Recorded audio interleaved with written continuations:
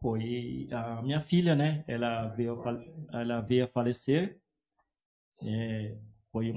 Aconteceu essa tragédia e na minha família. A Bruna faleceu quanto tempo, João? Ela tinha o quê? 14, 15 14 anos? anos, 14 para 15 anos. Gente, olha que história. Nós estávamos saindo de um culto em pleno domingo, né? Sabe aquele culto de domingo abençoado que você está saindo? Ah, vamos comer uma pizza, vamos para casa, todo mundo feliz, pensando na segunda-feira. E de repente, quando o mestre João chega em casa, tá a notícia, né? É verdade. Eu sei que nesse culto teve um hino que foi cantado assim: Eu te agradeço. Eu te agradeço. Então, aí eu saí, terminou o culto, eu estava descendo aqui a rua, né? Tinha um celular pequenininho, aí tocou o celular. E aí foi uma irmã, falou assim: João, vem para casa que aconteceu algo aqui com a sua filha. Aí eu falei: o que aconteceu? Ela falou assim: quando você chegar, você vai ver o que aconteceu. Né? Mas venha para casa que nós estamos aguardando você aqui. Meu Deus. E ali eu demorei mais uns 15 minutos, né, até chegar em casa. A tragédia, né? A tragédia Tragédia. estava lá esperando. Aí quando eu subi a rua, aí tinha alguns portões, né, dá para ver algumas sinais de luzes, né? Fiquei meio assustado com aquilo, né? E aí quando eu virei a esquina, aí eu vi que tinha vários carros da polícia, né, na porta da minha casa, né? Você já pensou, viu? Falei, eu não imaginava que seria uma coisa tão grave. Pensou que era algum assalto, alguma coisa assim. Mas nunca, nem cheguei a pensar. Nem chegou a pensar, né? Tão Não, rápido, né? não, eu não cheguei a pensar o que era, assim. Falei, eu só queria saber o que era, o que estava acontecendo, né? E aí, quando eu cheguei em casa, um dos policiais perguntou se eu era o pai, eu entrei dentro de casa, tinha muita gente dentro de casa, e eu já fui procurar a Ana, né? Fui procurar a Ana e o Samuel, que eles eram, a Ana, o Samuel pequeno, né? O Samuel estava do lado dela, e ela chorando, aí ela contou que tinha matado a Bruna, que tinha assassinado a Bruna. Aí eu saí dali, eu lembro assim que as primeiras palavras, quando ela falou isso, chorando, né? As primeiras palavras que eu disse a ela foi: nós temos que viver a palavra. Meu Deus. Nós temos que viver a palavra. Chegou o dia de viver o dia mal. Porque eu sempre aprendi, pastor Diego, que não adianta você não praticar a palavra. E para você ver a importância de você ler a palavra e ler cada detalhe. E o que diz o Pai Nosso? Perdoas as minhas dívidas como eu perdoo os meus devedores. E eu prestei atenção nessa parte aí. Eu falei, se eu quero ter o perdão de Deus, eu preciso perdoar aqueles que estão nos ofendendo. E eu falei para Ana, Ana, nós precisamos perdoar.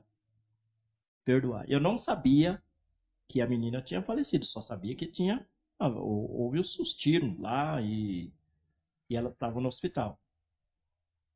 E ali, saí dali, né, nós fomos até o hospital, e quando eu cheguei lá, a médica veio conversar comigo, e aí ela falou que a menina não resistiu. Pleno domingão. No pleno domingo. Voltando da igreja, surpreendido com uma notícia dessa. Aí é onde a fala que ele disse, né? Chegou a hora de viver a palavra de Deus. É verdade. Porque enquanto nós estamos apenas nas bênçãos, vivendo os livramentos, agora quando chega o dia de viver, é tão fácil muitas vezes nós falarmos, né? Todas as coisas cooperam para o bem daqueles que amam a Deus. Mas quando chega o dia de viver isso... É algo assim... Eu até estava falando outro dia, mestre, que esse tipo de situação, a pessoa que perde um cônjuge, ele é viúvo ou viúva. Uhum. O filho que perde um pai, ele é órfão. Agora, o pai que enterra um filho, não tem nem palavras no dicionário para explicar uma dor, para expressar essa dor. E eu costumo dizer que o presbítero João é uma das pessoas Mas, no outro dia que a missionária Tânia estava aqui, eu falei, gente, você quer ser crente? Olha, por exemplo, da missionária Tânia. E hoje eu falo para você aqui de novo, tá aqui uma pessoa, imita, seja um imitador também, que aqui é um servo de Deus verdadeiro. E tem uma fala que um dia ele contou para mim que mudou a minha vida. Mudou a minha vida. Essa palavra entrou no meu coração, nunca mais saiu de lá. Foi quando ele estava na delegacia. Foi. O delegado, o escrivão, não sei quem que era que estava ali naquele momento, chegou e fez uma pergunta para ele. Que pergunta foi essa? Foi assim, eles eles mexem, né, com várias situações do dia a dia, né?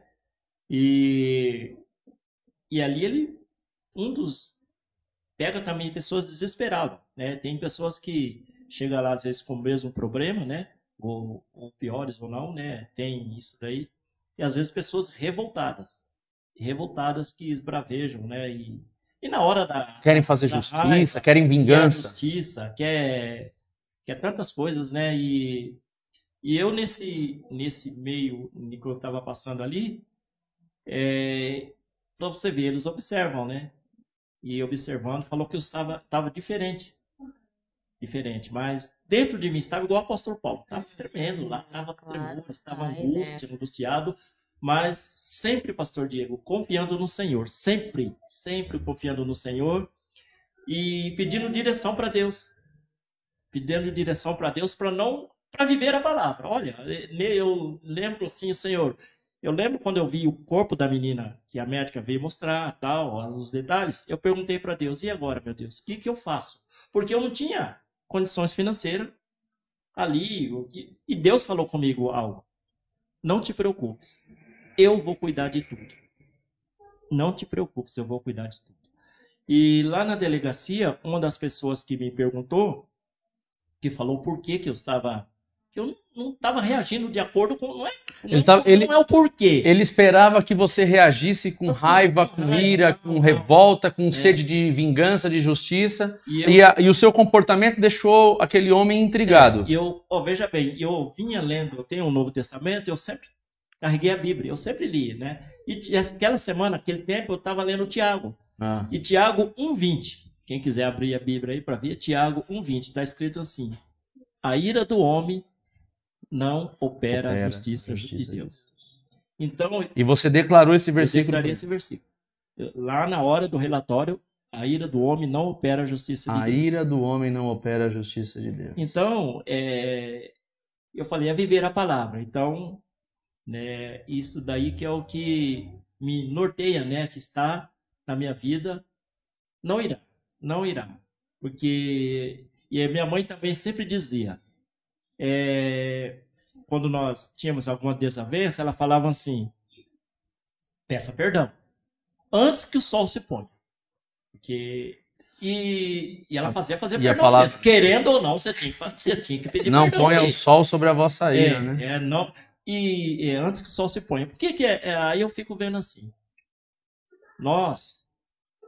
todos nós já nascemos morrendo. A contagem é regressiva. Ai. Deus marcou lá 70, Deus marcou 80, 90. A contagem é regressiva. Puxa vida, essa foi forte agora, hein, mestre? Aí, veja bem, e quando Deus fala assim, não se põe um sol sobre a vossa ira, tá lá pessoas bravejando, irando lá, mas é o sol da justiça.